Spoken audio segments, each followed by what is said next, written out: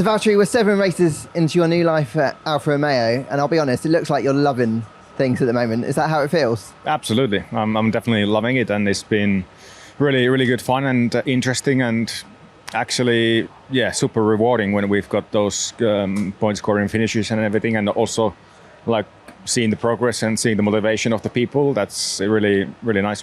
You definitely look more relaxed. Does it feel like the pressure's off a little bit here?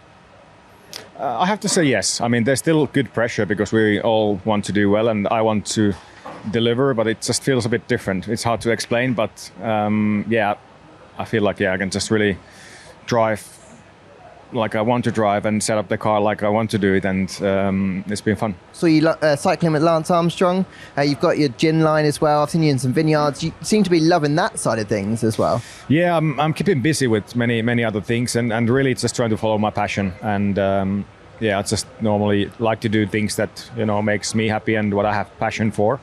Many projects and still many ideas for the future, but I feel like everything is in a good balance right now between the racing, the work, but also in private life. When I have a bit of time off, I do some cool things and enjoy life. Lewis has managed to make that have a positive impact. I guess from your point of view, that seems to be having the same sort of effect based on this season so far. Absolutely. I think sometimes kind of disconnect and sometimes doing different things is important for your head. So when you come to a race weekend, then you're fresh and you're really keen to go. For me at least, if my life would be 24/7 only about F1, it can get a bit tiring in a way, and you lose the spark. So I like to sometimes disconnect and then reset. Now, another thing that it seems like you're really enjoying at the moment is your relationship with your new teammate Joe, and kind of taking on that mentorship role. Is that something that, I guess, is it surprising you how much you enjoy that side of things?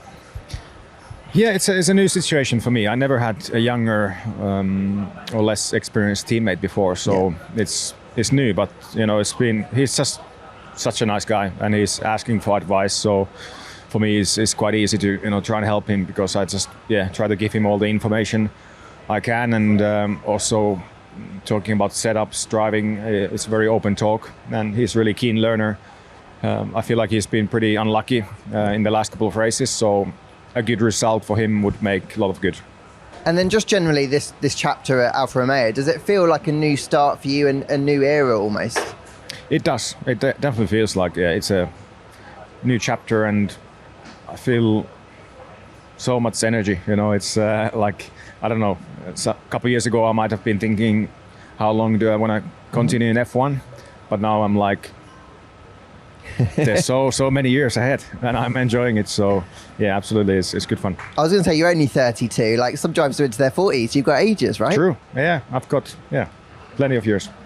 And in taking more of a leadership type role around here, has that got you thinking about maybe even as far into the future, a management type of role? Let's see. Still gonna be enjoying driving, and still I feel like you as a driver decide when you peak, and for me that hasn't happened yet. So I think there's much more for me to give as a driver to the sport, but I'm not gonna say much about the future. I'm just really, really open about everything, and see where the wind takes me. All right, well, that starts here in Baku, and you seem to have a really good run of form here. You've obviously won here, nearly won a second time. What makes you so strong around here, do you think? Since the first year we came here, I really, really like the track. I mean, it's definitely a challenging track. I would say one of the most difficult tracks to kind of nail, especially in qualifying, and also the race is always unpredictable and can be pretty crazy. So I feel like here always in the race it's all about playing the long game and calculating risk. But in qualifying you need to take risks. So I think that balance just works for me. It feels like Monaco was a bit of an outlier. Do you think you guys should be pretty strong around here this weekend?